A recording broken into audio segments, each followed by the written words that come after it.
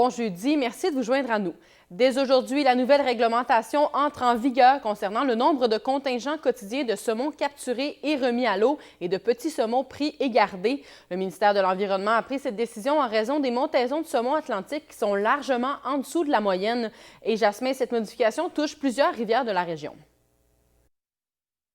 Exactement, Mégane. Le ministère de l'Environnement a décidé de le réduire de 3 à 2 pour les saumons qui sont pêchés et ensuite remis à l'eau dans les rivières de la Gaspésie.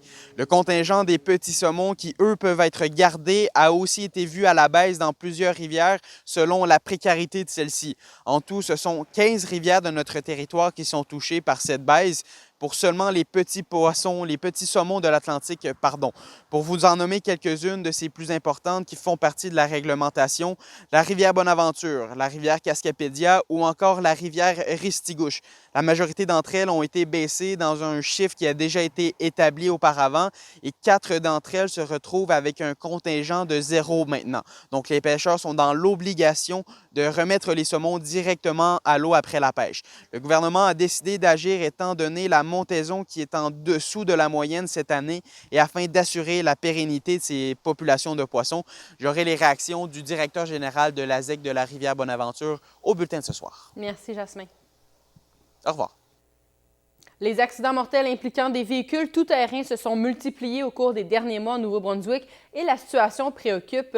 Mylène, il faut le dire, quand même, la majorité de ces accidents qui se sont produits hors des sentiers. Exactement. Depuis le début de l'année, on parle de près d'une dizaine d'accidents mortels survenus au Nouveau-Brunswick et la plupart des conducteurs étaient âgés de moins de 30 ans. Alors c'est une réalité qui est inquiétante pour l'industrie notamment. Selon certains experts, cette hausse alarmante d'accidents peut s'expliquer par le fait qu'il y ait de plus en plus d'adeptes de VTT. La vitesse est un grand facteur pouvant entraîner ces accidents, mais surtout, c'est la non-prudence des conducteurs qui circuleraient fréquemment sans le casque ou la ceinture lorsqu'on parle d'un véhicule de type côte à côte. Le président du club de VTT du Nord-Ouest, Tony Dunphy, m'a d'ailleurs expliqué que même si de nombreux bénévoles entretiennent les sentiers, des dangers peuvent se présenter sur votre route. Des crevasses, on a des coins des fois que c'est mou un peu plus ou que c'est plus dangereux. Fait qu'on demande aux gens de faire attention, de traiter la machine adéquatement puis de conduire par rapport aux conditions des sentiers. Il faut savoir que les véhicules tout-terrain ont évolué au fil des années et sont de plus en plus gros et lourds. Donc si le conducteur se retrouve coincé en dessous après un renversement, il peut être difficile de soulever le VTT pour réussir à s'extirper. Et les conducteurs âgés de moins de 16 ans doivent en tout temps être sous la supervision et accompagnés d'une personne âgée de 19 ans. Le président estime également que des formations de conduite devraient être obligatoires pour tous. Merci, Mylène. Au revoir. La garde côtière canadienne a terminé le renflouement de 5 navires qui avaient coulé au port de Grande-Rentrée à la suite de l'accident du 30 juin dernier. Les travaux qui devaient se terminer au début août ont été plus rapides que prévu. Il fallait, avant de remonter les hauts-mardiers, s'assurer que tout le mazout qui s'écoulait des réservoirs percés avait été récupéré. Les bateaux ont été remontés grâce à une barge arrivée sur les lieux. L'opération délicate s'est bien déroulée. Des travaux pourront désormais commencer sur la structure du quai qui avait été endommagée par les flammes. Le ministre de la Culture et des Communications, Mathieu Lacombe, continue sa tournée d'annonces en Gaspésie et hier, il était à Petite-Vallée pour annoncer du financement pour la reconstruction du théâtre de la Vieille Forge.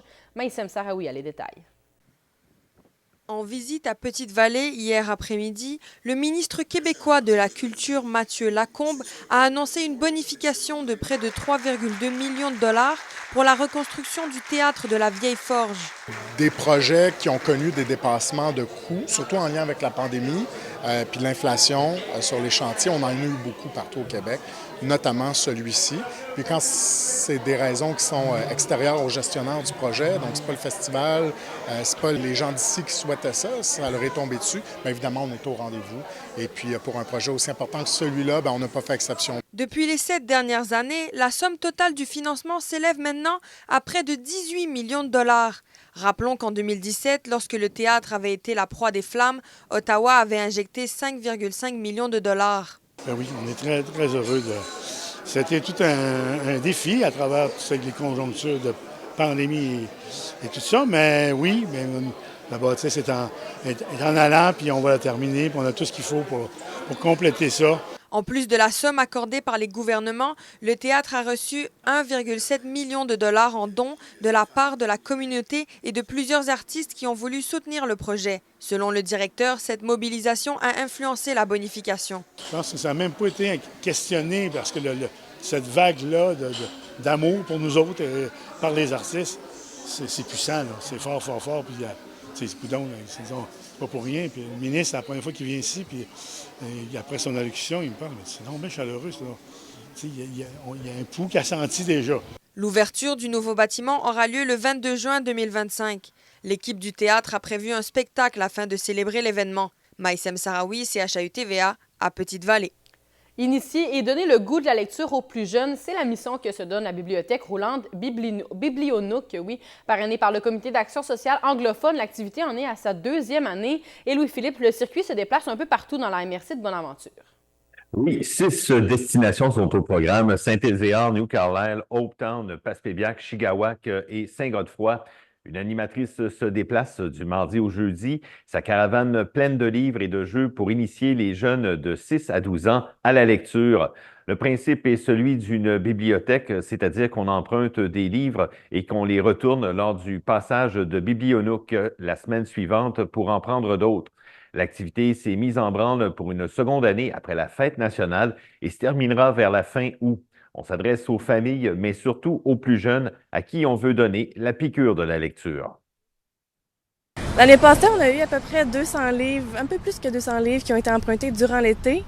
On est présentement à la 3e semaine du projet. On a déjà plus de 150 livres qui ont été empruntés. Donc, le projet a déjà beaucoup pris d'ampleur. Et d'autres organismes de la région travaillent justement à l'alphabétisation. Oui, parfaitement, Mégane. On a des gens qui travaillent dans l'ombre, mais qui sont importants dans l'apprentissage et le rayonnement de la culture. J'ai pu m'entretenir ce matin avec une gestionnaire du groupe Gaspélite, un groupe qui offre du tutorat pour les adultes anglophones de 16 ans et plus, afin que la clientèle améliore ses compétences en lecture, en écriture, en recherche d'emploi et bien plus. J'ai hâte de vous la faire entendre ce soir au bulletin. Oui, un très beau projet. Merci beaucoup, Louis-Philippe. Je vous en prie.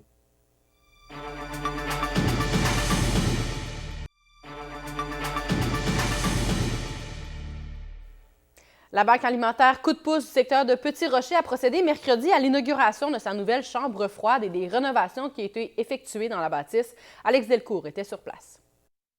3, 2, 1.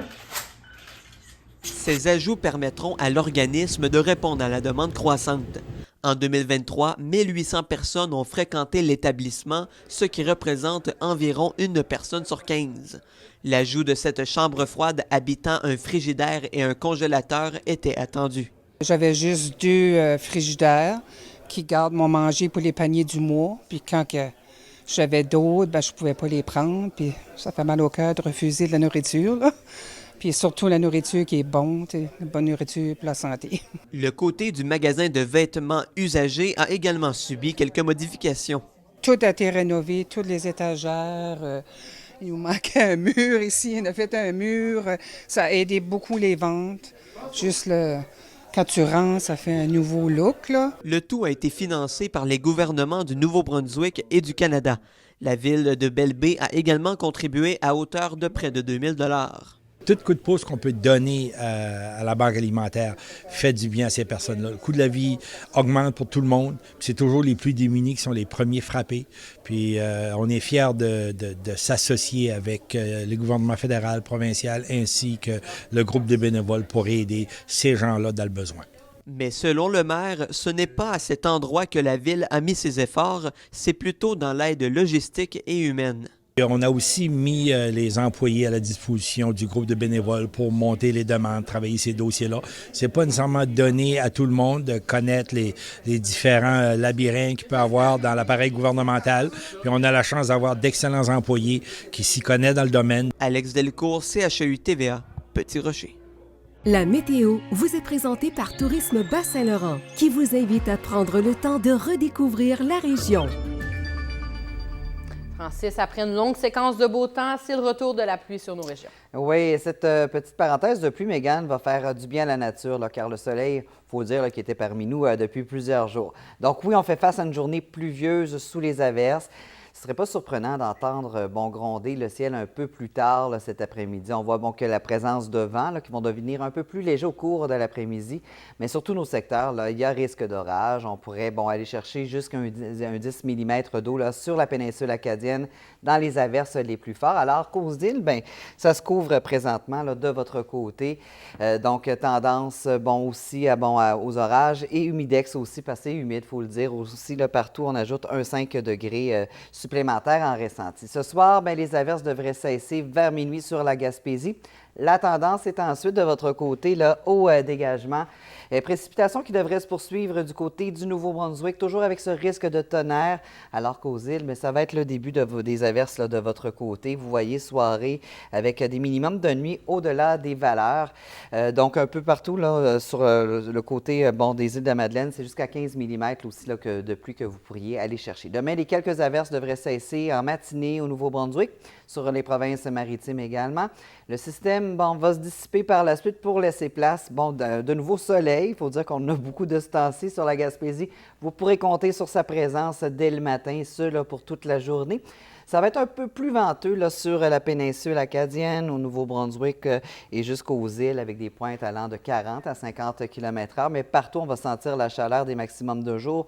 Aussi, là, en raison de l'humidex qui va atteindre là, des 26, 28 et même 29 degrés là, sur la baie des Chaleurs. Maintenant, au long terme, parlant de la baie des Chaleurs, vous êtes en route vers une fin de semaine et un début de semaine idéal, des maximums de jours là, qui seront là, tout autant.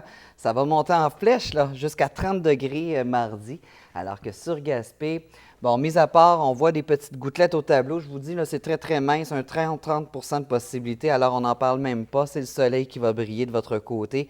Et aussi, c'est les tropiques qui s'invitent sur Gaspé avec des 30 et 31 degrés.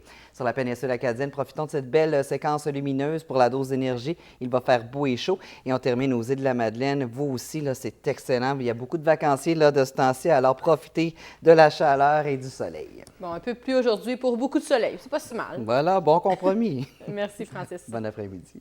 On se retrouve ce soir. Passez un bel après-midi.